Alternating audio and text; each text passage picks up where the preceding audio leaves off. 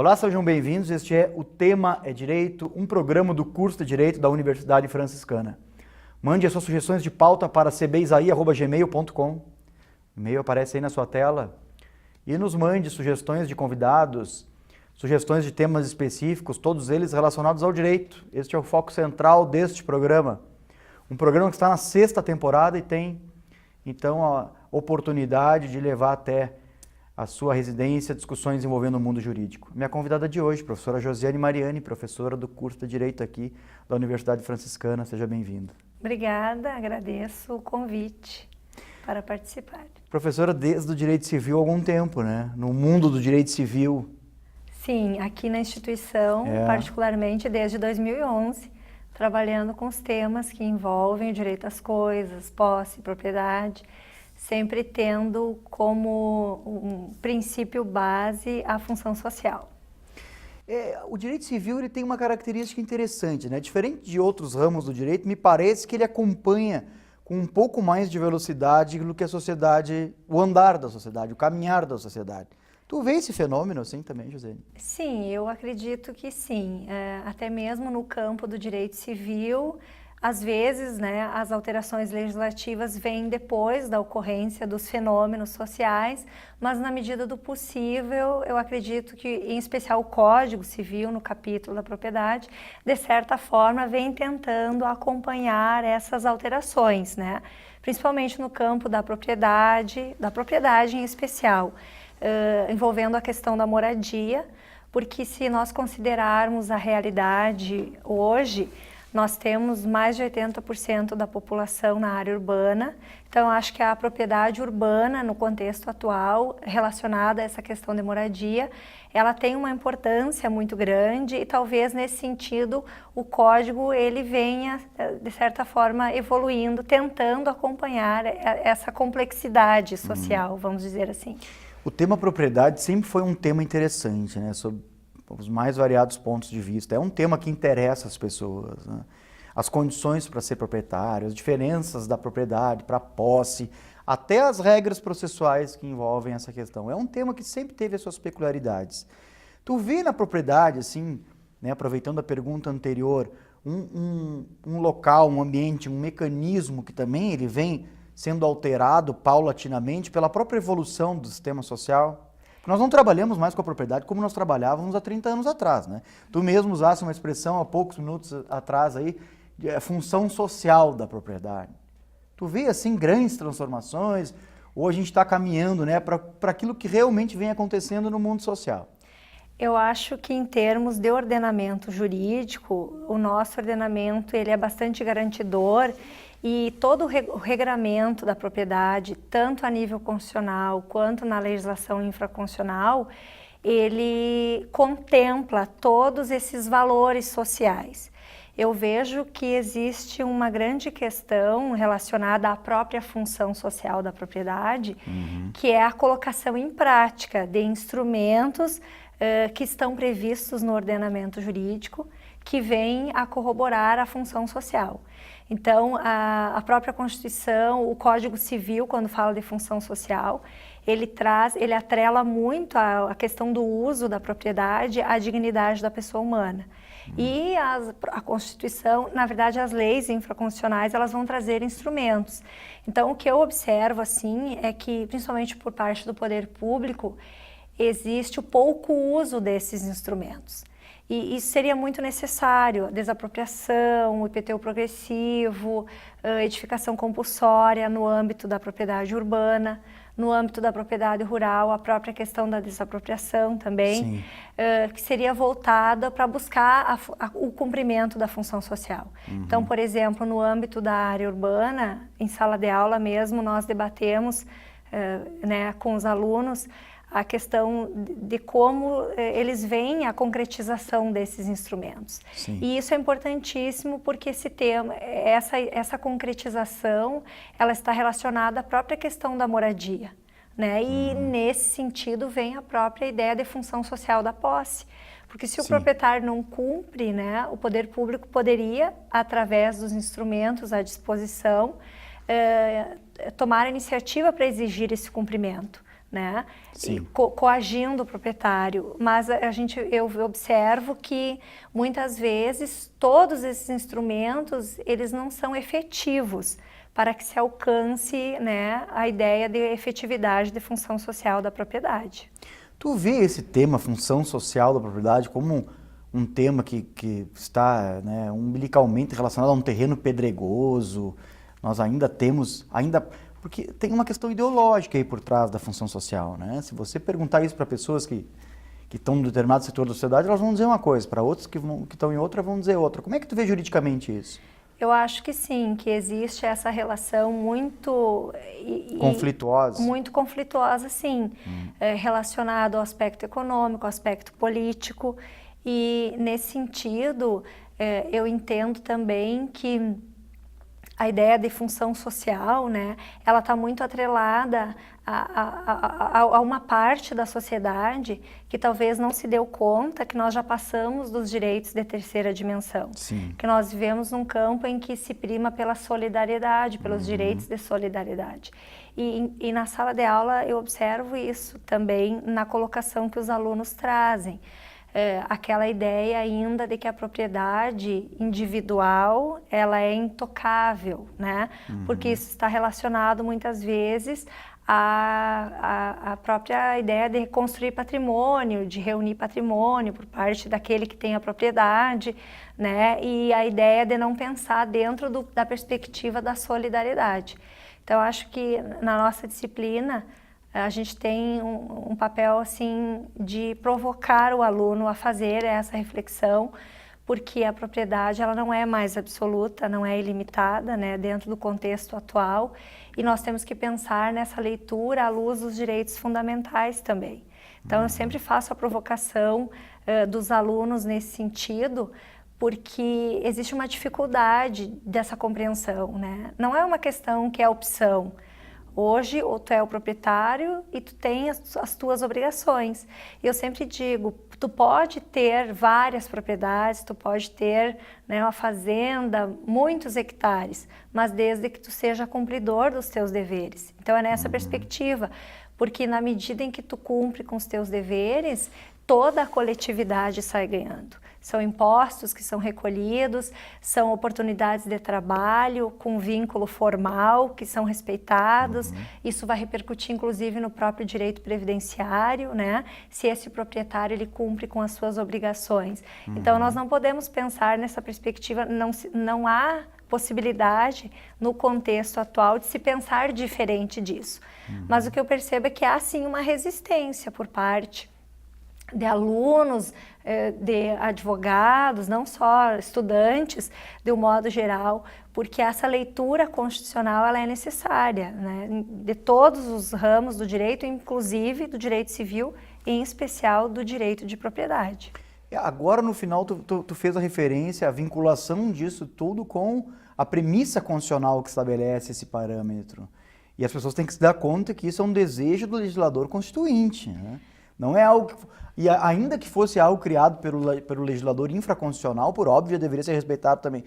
Mas nós temos uma justificativa aí que transcende a lei infraconstitucional. Isso está na Constituição Federal. Exatamente. O legislador infraconstitucional, ele se limita a regular, talvez a complementar aquilo que é uma determinação constitucional. Então não é uma questão de eu querer ou tu querer, né? É uma questão de se cumprir aquilo que está na Constituição Federal. Que estabelece um projeto, né, Josiane? Um projeto para curto, médio e longo prazo.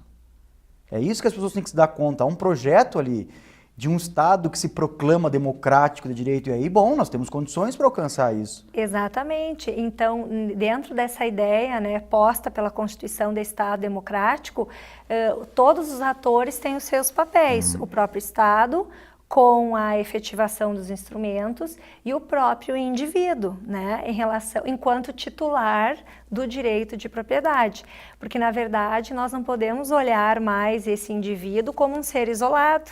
como um ser isolado no mundo, né? O direito dele está inserido dentro de um contexto.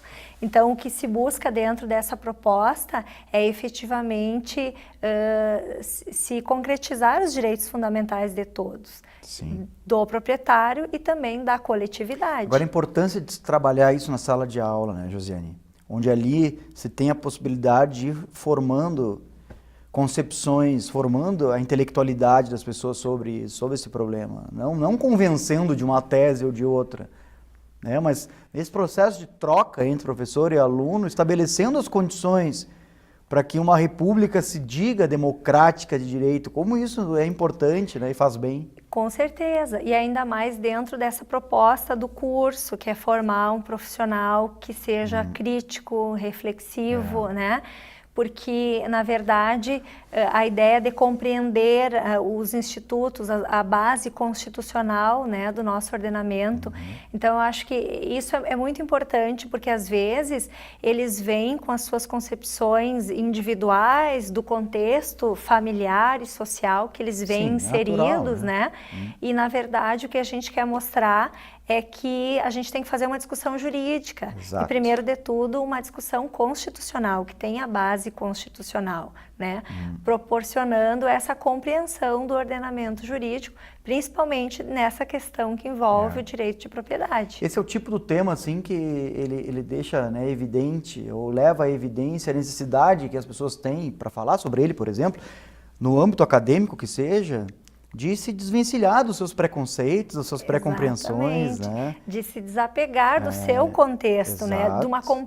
De uma compreensão da realidade que faz com que também se pense no contexto social, buscar a interpretação do que a Constituição traz, considerando a complexidade social que nós estamos inseridos, né?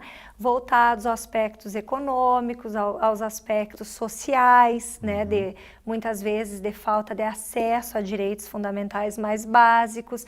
Então, pensar a ideia do programa constitucional dentro dessa realidade.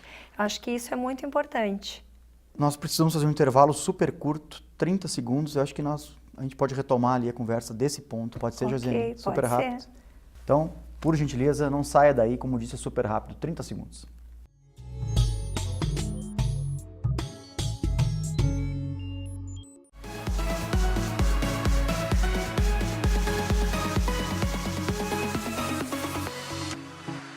Meu nome é Luiz, sou acadêmico do curso de enfermagem da UFN. Eu realizei meu intercâmbio no ano de 2016, fui para a Escola Superior de Enfermagem de Coimbra, em Coimbra, Portugal. Então, essa experiência, ela foi muito rica, tanto como acadêmico, quanto futuro profissional, quanto pessoa, pois ela me proporcionou conhecer pessoas de diversas nacionalidades, diversas culturas, muito enriquecedor em relação profissional e pessoal. Então, esse intercâmbio mudou muito meu pensamento e a minha ideia de trajetória profissional. Eu recomendo quem tem interesse em realizar um intercâmbio acadêmico que procure o setor de cooperação da UFN. Lá eles tinham muitas dúvidas, dão informações bastante valiosas. E essa experiência é única, é incomparável, não tem outra palavra para dizer em relação a isso.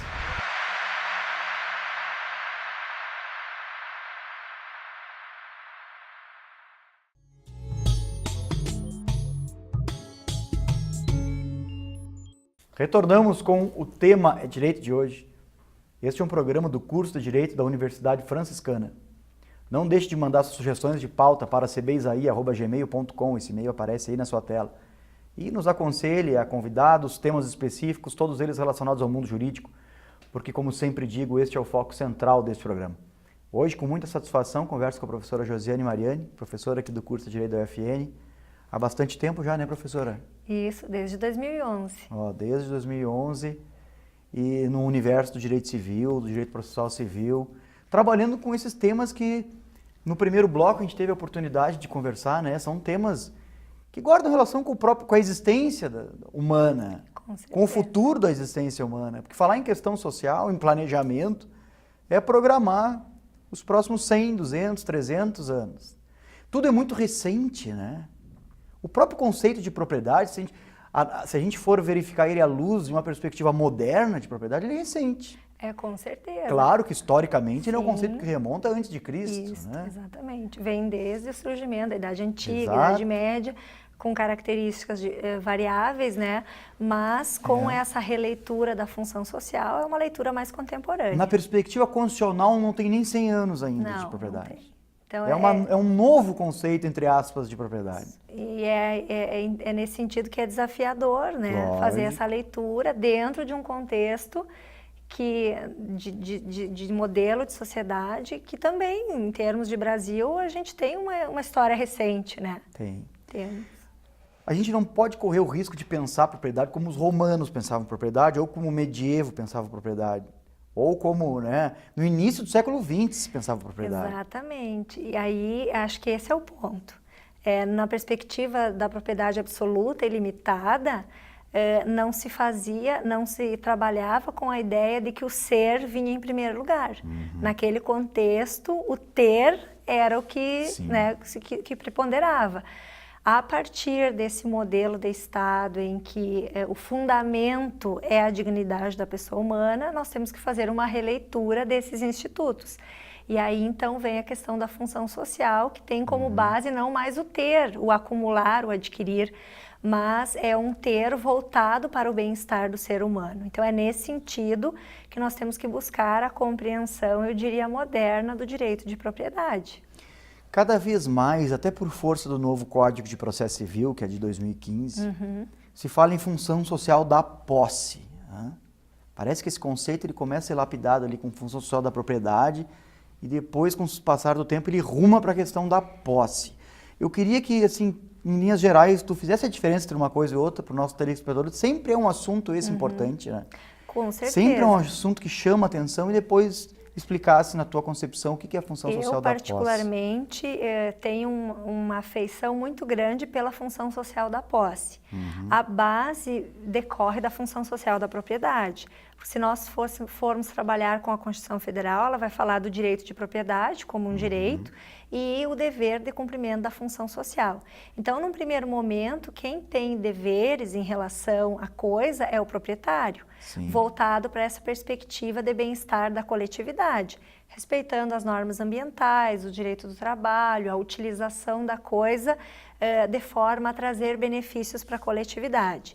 Mas nem sempre isso acontece, principalmente se nós analisarmos o contexto social, a realidade urbana, né? No âmbito rural também, mas me parece que nos últimos anos essa discussão ela ganhou mais relevância no cenário urbano, como consequência também de um êxodo rural, de poucas políticas públicas habitacionais para a população com renda mais baixa. Então, nesse contexto, me parece que essa discussão ela é mais relevante. As pessoas confundem o proprietário com o possuidor. Isso. Então, diante de uma atribuição que recai sobre o proprietário, em muitos casos, nós vamos ter a inércia desse proprietário no cumprimento dos seus deveres, na utilização, na fruição da coisa, né? No cumprimento, enfim.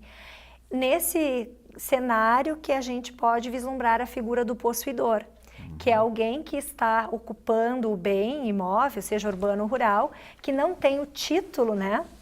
Não tem o registro junto à matrícula do bem, mas que é sim o cumpridor da função social, porque é aquele que usa, que frui, é aquele que tem na função social a garantia do seu direito à moradia, muitas vezes a própria garantia do sustento.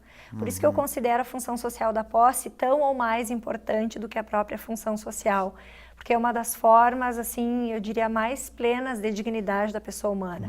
Porque quem tem o dever é o proprietário por ser um privilegiado.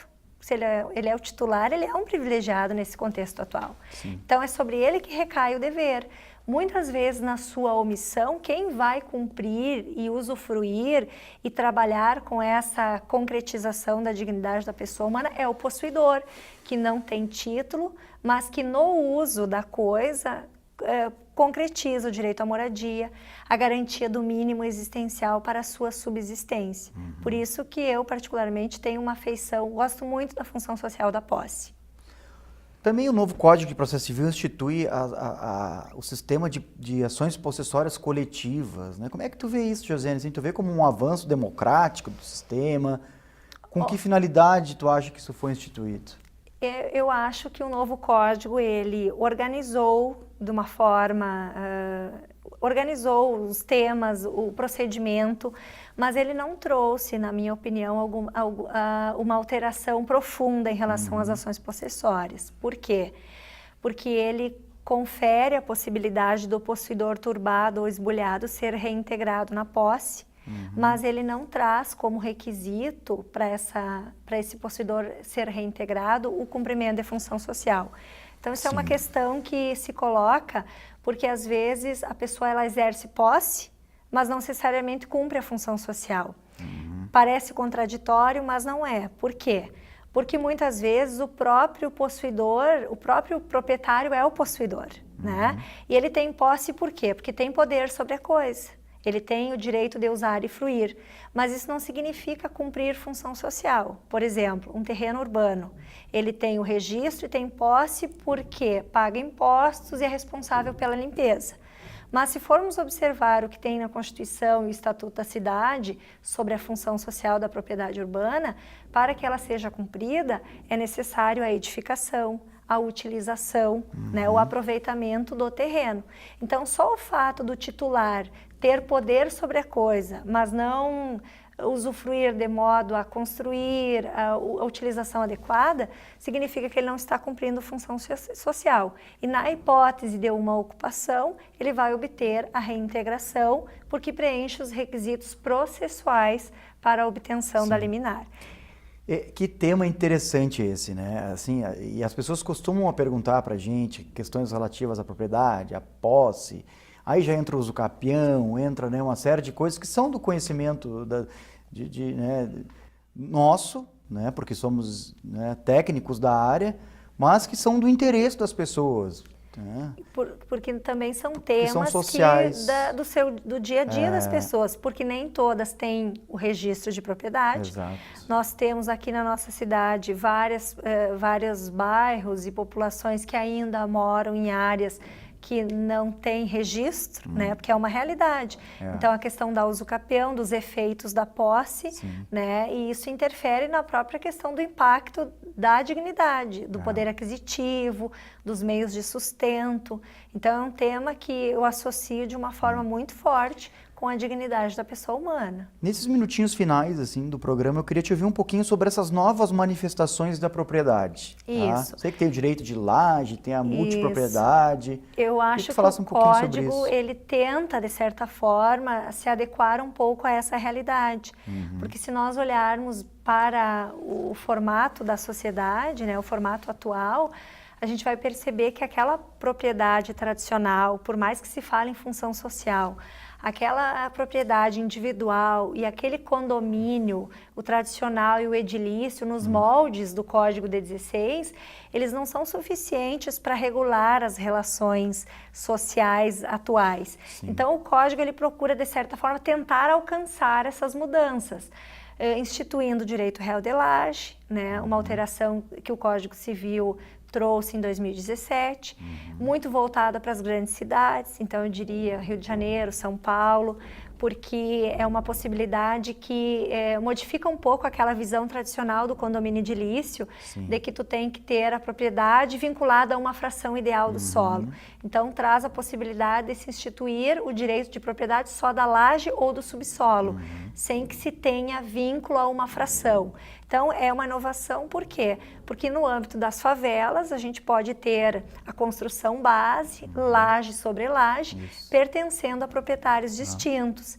E considerando as alterações mais recentes, em 2018, a multipropriedade, que também é uma espécie de condomínio, mas diferentemente do condomínio edilício, é um tipo de propriedade que tu usa por um período de tempo determinado, Então, por exemplo, vários proprietários de um mesmo imóvel dividindo um período de tempo de 52 semanas, considerando o número de semanas. E o período mínimo de dias, né? Período mínimo. Isso. Então, cada proprietário vai usar num período de tempo. Eu acho que tem uma outra questão que é importante comentar, que veio também com a lei de 2017, que é o condomínio urbano simples, que é uma situação trazida pela mesma lei que trouxe o direito real de laje. E esse condomínio urbano simples, ele está muito atrelado ao que nós temos atualmente, que é a possibilidade de se instituir condomínio naqueles terrenos que tu tem a casa dos fundos, por exemplo. Sim. Inclusive aglomerações familiares, é uma maneira de regulamentar, é um pouco menos burocrático, porque dispensa, por exemplo, a convenção de condomínios, mas é a possibilidade de se instituir a copropriedade, uma outra forma de condomínio voltada para as situações que a gente encontra atualmente. Lamentavelmente falta tempo para a gente enfrentar tudo isso e realmente, né, eu já vou te convidar para um outro programa para a gente tratar especificamente da multipropriedade, do direito de laje, que são mecanismos super interessantes, né, e super atuais. Josiane, te parabenizar pelo trabalho que tu vem desenvolvendo aqui no curso de Direito da UFN, né, no teu trabalho profissional como um todo, e dizer que as portas do programa estão sempre abertas para ti. Eu que agradeço e fico à disposição para uma próxima oportunidade. Nós que agradecemos. E agradecemos a você também pela audiência. Fique ligado nos próximos programas da TV da Universidade Franciscana. Até a próxima!